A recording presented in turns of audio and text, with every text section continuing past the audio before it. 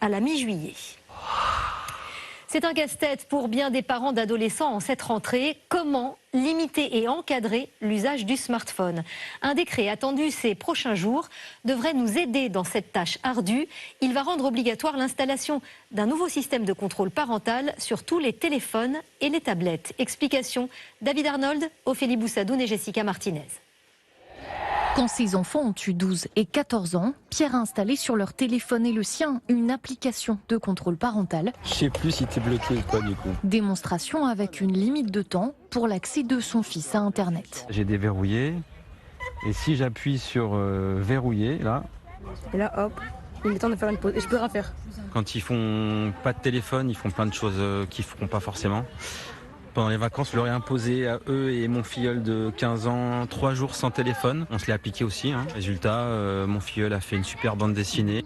Perte de temps, mais aussi contenu pornographique ou harcèlement en ligne. Le numérique peut être source de danger pour les plus jeunes et d'inquiétude pour les parents. En France, 46% d'entre eux révèlent être démunis face aux usages numériques de leurs enfants.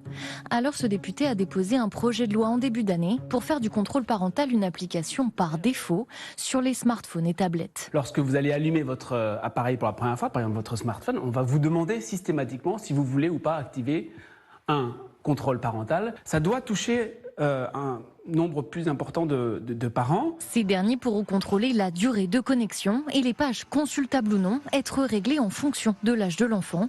Reste un conseil, privilégier l'honnêteté. Il faut lui dire: j'ai installé un contrôle parental pour te protéger effectivement, en fait pour te permettre d'aller sur Internet, parce que sans ça je pourrais pas te permettre d'y aller parce que c'est pas fait pour toi. Et un jour on va l'enlever complètement parce qu'on sera rassurés tous les deux que tu peux être autonome effectivement sur Internet.